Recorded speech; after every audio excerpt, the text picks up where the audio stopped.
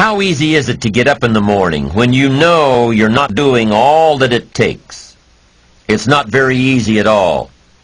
You can just lay there awake thinking, oh, what's a few more minutes in bed? It won't matter much anyway. Wrong. It does matter. It will matter. Now, how easy is it to get up in the morning when you're pouring it on, doing the best you can, anxious to get going, make progress toward your dreams? It's a whole different story. When you're resting to renew your reserves, it's much different than resting to avoid your day.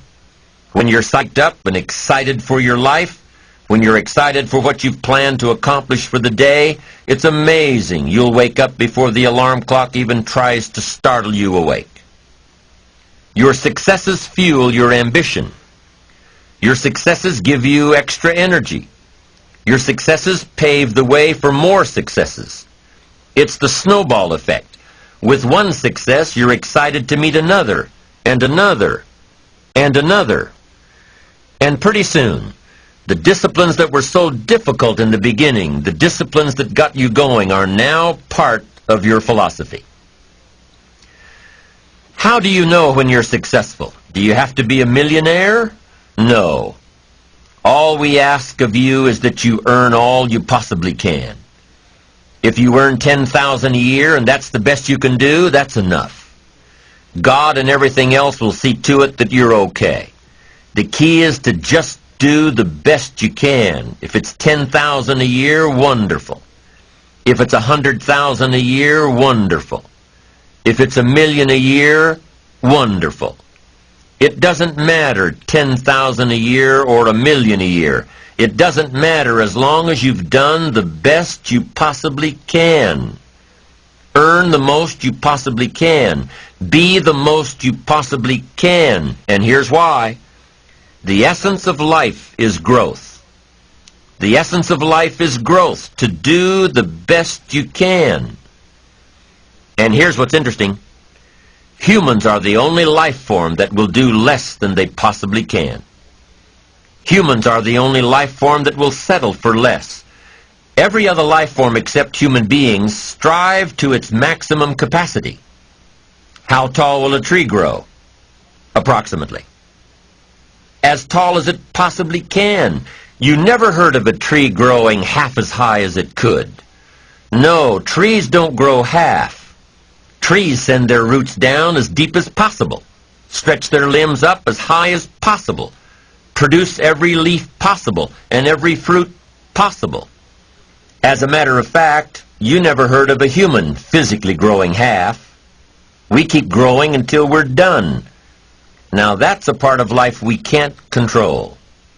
It's genetically coded. And that's probably why we keep growing till we're done. Because we can't control that part. It's the rest of our growing that we control. The growing of our minds, the expansion of our minds, that we can control.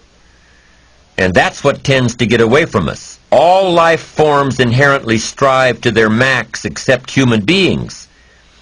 Now, why wouldn't human beings strive to their maximum possibility? Here's why. Because we've been given the dignity of choice. It makes us different than alligators and trees and birds. The dignity of choice makes us different than all other life forms. And here's the choice. To become part of what we could be, enough to get by, or to become all that we can be. My best advice for you is to choose the all.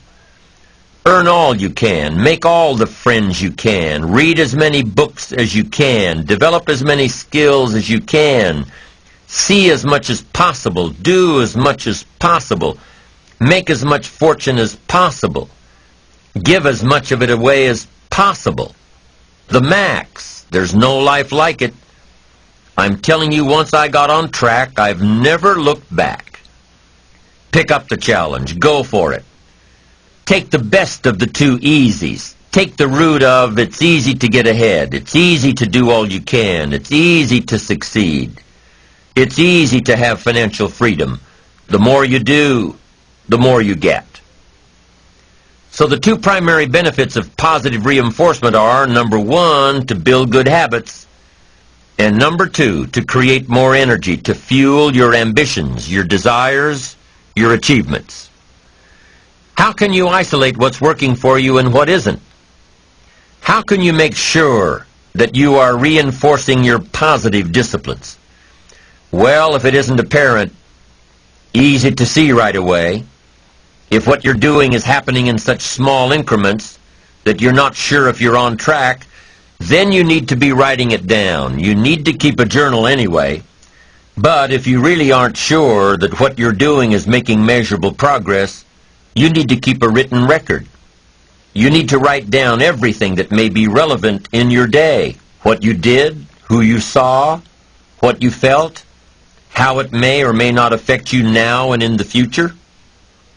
The best way to track your activities of the day is to write them down. The best way to track your activities of the week is to write them down. The best way to analyze your progress through the year is to have written it down. Why? So you can look back on it. Because by keeping a written record of your life, you will be more accountable. By putting into writing the action steps that you have planned, you will easily see what works and what doesn't. Most people just try to get through the day, never writing anything down, never keeping track of their progress along the way, never really knowing if they are doing all they can to reach their goals, to drive their ambition. But gifted people learn to get from the day. They don't let a day end without picking up some valuable experience, some emotional content, some idea that may positively affect their future. To get the most from a day, to learn the most from a day, you need to be able to reflect on the day. And how can you reflect on a day unless you record it in history?